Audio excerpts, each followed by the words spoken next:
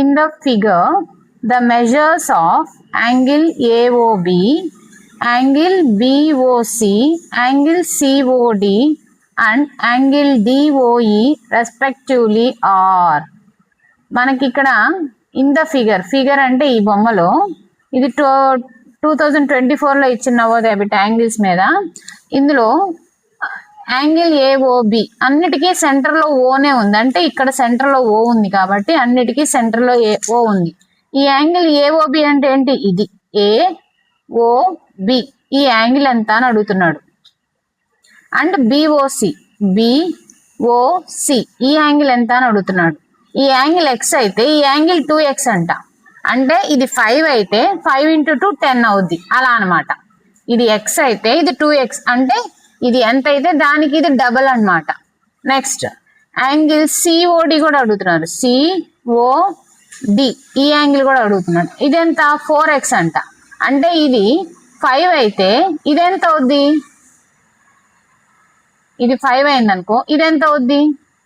20. Very good, 20. ఎందుకని? 4 5s are 20 కాబట్టి. Otherwise 10 అయితే ఇది ఎంత అవుద్ది?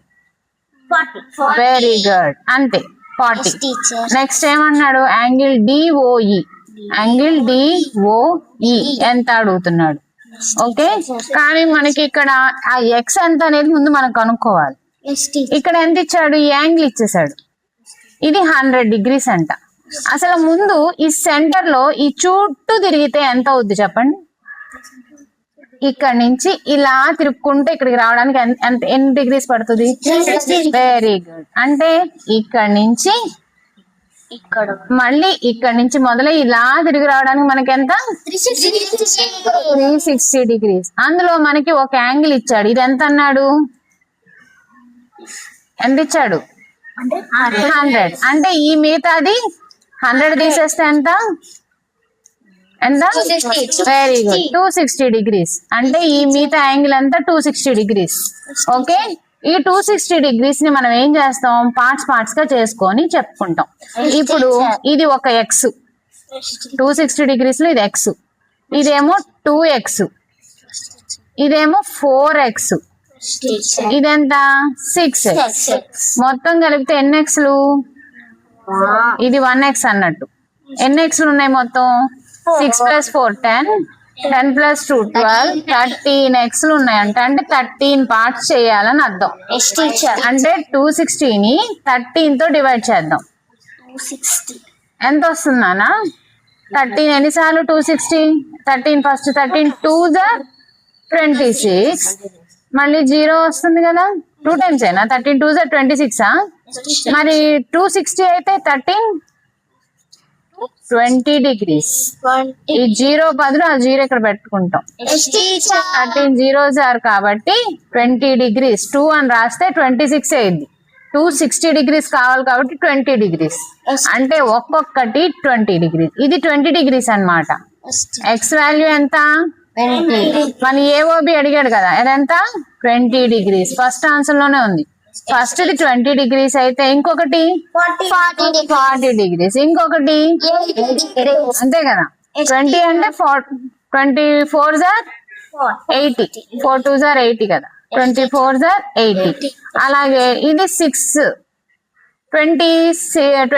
are 120 degrees.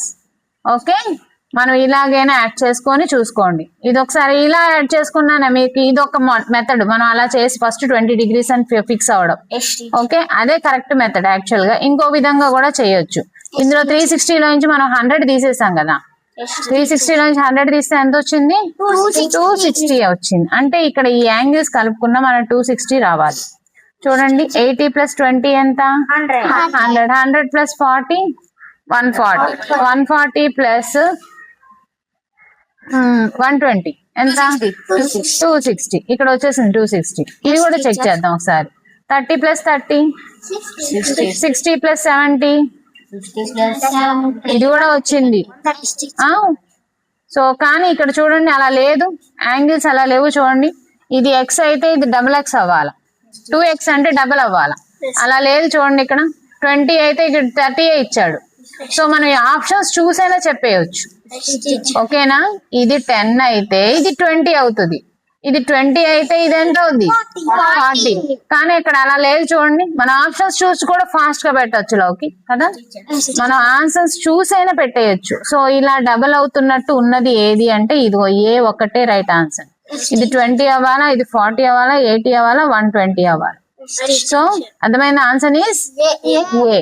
అర్థమైందమ్మా? ఏ యాంగిల్ ఇచ్చినా మనం దాని అలా కనుక్కోవడమే.